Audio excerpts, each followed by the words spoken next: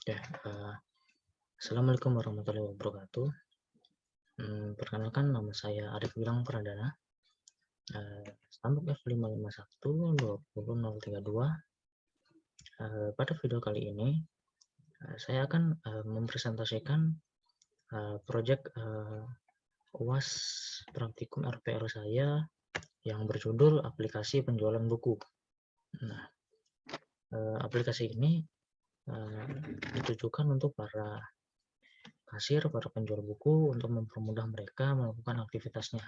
Oke, kita langsung saja di sini.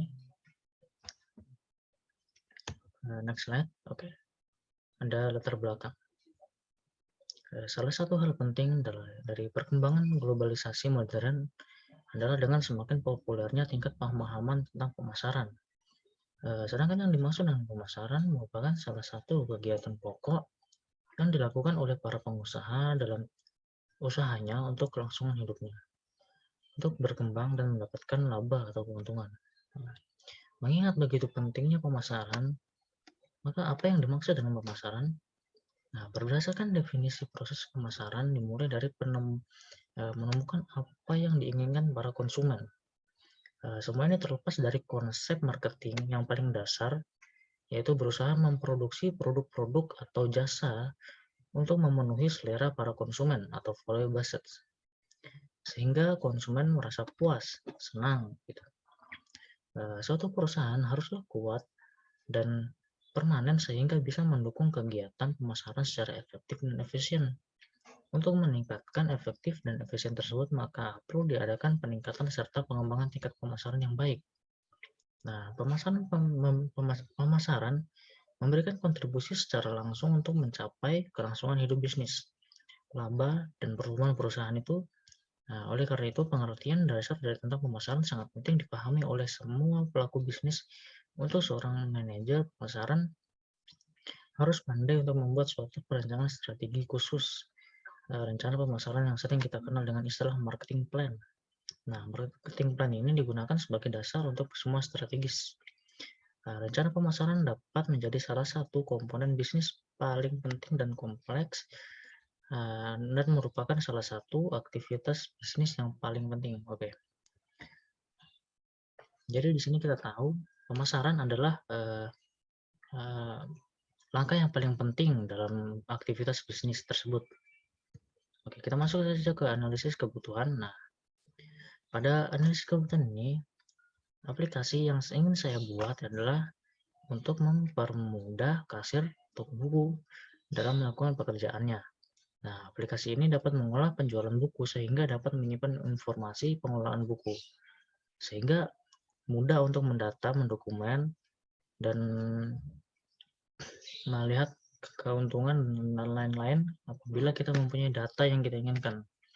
Nah, diharapkan aplikasi ini dapat membantu para kasir agar dapat bekerja lebih baik dan lebih rapi. Nah, aplikasi ini hanya ditunjukkan kepada kasir, sehingga para pembeli atau klien tidak perlu menggunakannya. Rumusan masalah. Nah, proses pendataan yang masih manual yang itu kurang efektif. Contohnya itu seperti mencatat, pendataannya dengan cara mencatat di buku gitu, itu kurang efektif. Karena apabila bukunya hilang atau robek itu, maka datanya juga akan hilang. Nah, tujuannya berdasarkan pada hal yang telah dijelaskan di atas, maka aplikasi diharapkan dapat memberikan kemudahan dalam proses penginputan data pelanggan dan barang masuk. Nah, memberikan kemudahan para pegawai dalam mencari sekalipun melihat data barang yang telah habis maupun masih tersedia. Nah, landasan teori. Nah, dapat kita tahu, di sini kita ketahui bahwa buku adalah kumpulan atau himpunan kertas atau bahan lain yang dijilid menjadi satu. Pada satu-satunya ujung yang berisi tulisan, gambar, atau tempelan. Setiap sisi dari sebuah lembar kertas pada buku disebut sebuah halaman.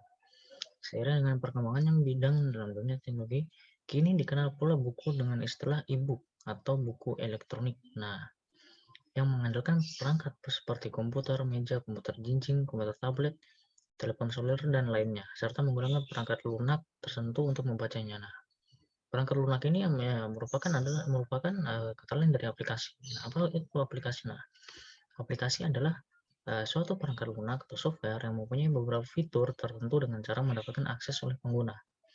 Nah, ada penjualan aplikasi di App Store untuk aplikasi Android yang menawarkan layanan aplikasi.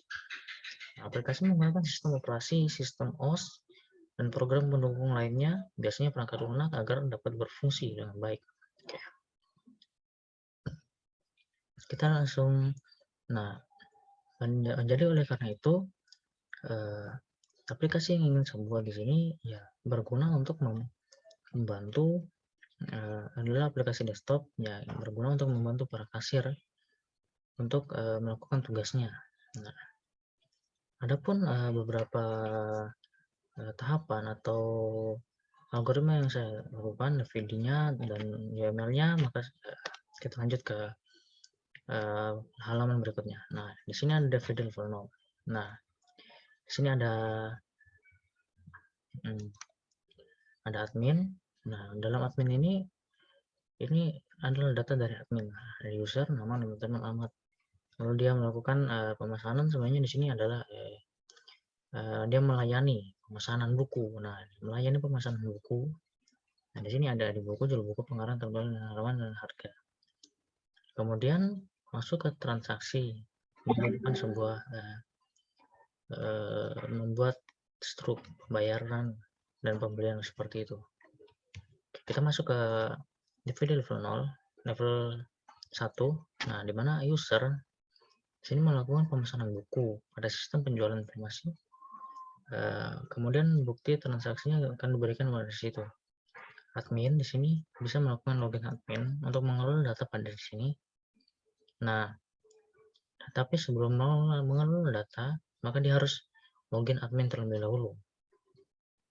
Bila login gagal, maka harus registrasi atau apa. Nah, data-datanya maka akan masuk ke manajer. Namun pada aplikasi itu harus diantar secara manual. Nanti akan saya jelaskan. Kita masuk ke DVD level 2. Di sini ada admin.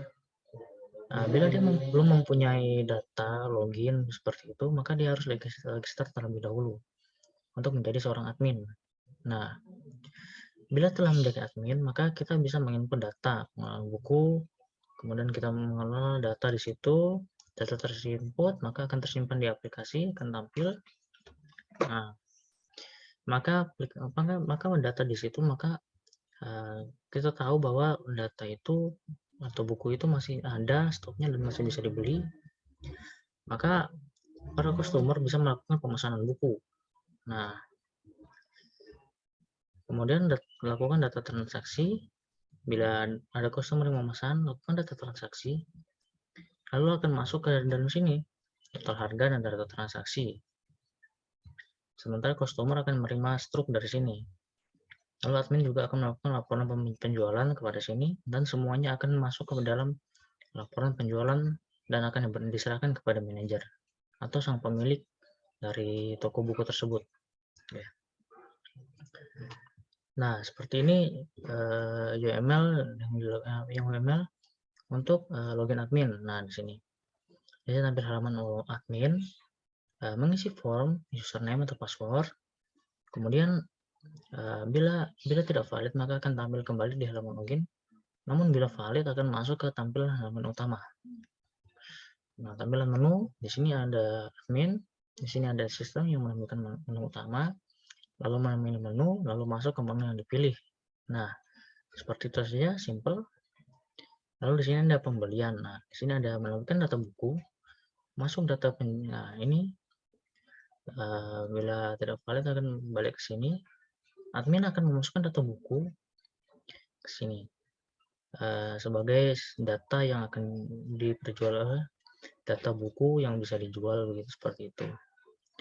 Lalu bila valid maka dia akan masuk ke database, akan disimpan. Nah, seperti itu. Nah, untuk berikutnya kita langsung saja ke aplikasi.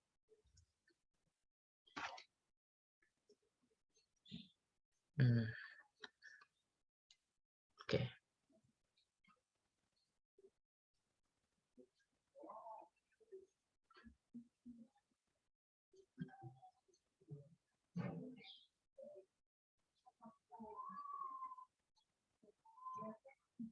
Nah, seperti inilah aplikasi yang telah saya buat. Pertama kita login sebagai admin, seperti ini. Nah, kemudian masukkan password. Tombol ini berguna untuk melihat show password atau tidak. Nah, seperti ini. Nah, di sini bila kita sudah memiliki username atau password, maka kita tinggal login saja. Namun bila tidak, kita harus register terlebih dahulu untuk mendapatkan username dan password, sehingga kita bisa masuk ke halaman utama. Nah, tertulis informasi di sini bahwa selamat datang Gilang. Itu adalah nama saya. Oke. Nah, pada halaman ini terdapat dua pilihan menu di sini, yaitu tambah data dan transaksi. Kedua-duanya ini berguna untuk menginput data. Di sini data barang atau data buku, dan di sini menginput data transaksi. Nah, mari kita coba saja di sini. Nah, kita coba di sini simpan data seperti itu. Kemudian kita masukkan kode bukunya 007. Nah, gitu. Kemudian kita masukkan jenis buku. Bukunya contohnya seperti apa? Komik seperti itu. Nama bukunya apa? Komik.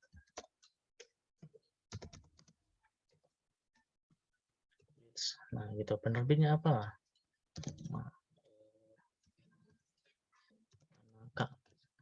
Nah, harga bukunya berapa? 15.000. Contohnya kita punya stok 100 seperti itu.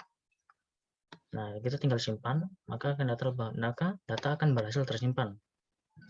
Sedangkan outputnya akan masuk ke sini. Seperti itu. Nah, bila kita seumpamanya ingin mengubah data seperti itu, kita tinggal klik ini. Nah, datanya akan muncul di sini. Kita bisa mengubah seperti ini. Mari kita coba ubah. Nah, data berhasil diubah seperti ini. Nah, terlihat jelas di sini bahwa data telah terubah yang tadinya Tanaka sekarang menjadi Tonari. Bila seumpamanya stok barang sudah habis dan tidak bakal ditambah lagi, maka kita tinggal menghapus barang tersebut. Apakah Anda yakin menghapus data ini? Klik ya bila ingin. Nah, data akan terhapus seperti ini. Ya, data sudah terhapus ya. Oke. Kemudian mari kita keluar kembali ke menu awal. Nah, pada transaksi ini sama saja, namun di sini untuk data jenis transaksi. Nah, mari kita coba saja, kita tambah. Soalnya mau pelanggannya itu gitu. Jenis buku yang dia beli seperti apa? Makanan gitu. Kayak resep sarapan pagi gitu. Nah, harganya berapa? Harganya 20.000. Oke. Kemudian kita klik simpan. Nah, data berhasil tersimpan. Nah, di sini deto makanan resep sarapan pagi harganya 20.000, benar kan? Nah, sama saja seperti yang tadi. Nah, sebenarnya di sini saya menciptakan fungsi cetak ketika dia cetak transaksi seperti itu. Namun sangat disayangkan pada aplikasi Delphi yang saya miliki ini tidak mendukung untuk melakukan quick report, sehingga saya sangat disayangkan sekali. Saya tidak bisa menggunakan, saya belum bisa menampilkan quick report pada aplikasi kali ini. Saya sudah berusaha menginstal kembali aplikasi ini, namun hasilnya tetap sama. Jadi mohon maaf bila saya belum bisa menampilkan quick report seperti yang diajarkan oleh kakak-kakak SDOS. Oke, mari kita keluar saja. Sepertinya ada sedikit problem di sini ya. Cannot visible more. Oh, iya betul. Jadi tadi sepertinya ada sedikit bug tadi. Mungkin karena waktu saya salah menginputkan tentang pemanggilan formnya. Tapi tidak apa, saya akan memperbaikinya di lain waktu. Nah, tadi seperti ini ya. Nah, jadi aplikasi ini cukup sederhana untuk aplikasi sejenis kasir seperti itu. Mungkin di sini saya menyiapkan tombol keluar apabila dia ingin logout seperti itu. Seumpamanya jam kerjanya sudah habis dan dia ingin logout dan ada pekerja berikutnya gitu yang shift kedua misalnya ya. Dia tinggal logout, maka akan kembali ke login page. Datanya akan data logoutnya akan data akunnya, maka akan logout secara otomatis. Nah, kemudian para pekerja selanjutnya ya akan masuk sebagai admin berikutnya gitu. Mungkin itu saja showcase dari aplikasi yang telah saya bangun kali ini. Kurang lebihnya saya mohon maaf. Wassalamualaikum warahmatullahi wabarakatuh.